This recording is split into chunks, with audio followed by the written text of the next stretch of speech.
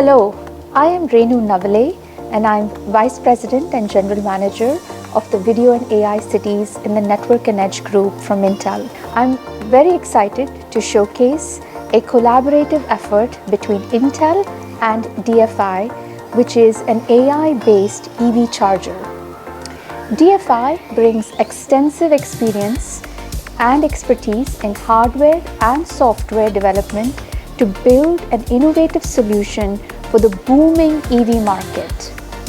DFI's EV charger runs on the Mistral LLM, utilizing the cutting-edge capabilities of the Intel Arc GPU.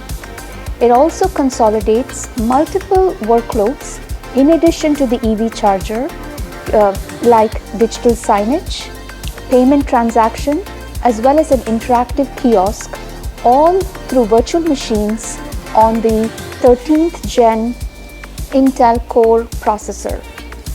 We look forward to the continuous partnership with DFI to bring more innovation to smart cities and the transportation infrastructure with real-time AI capabilities at the edge.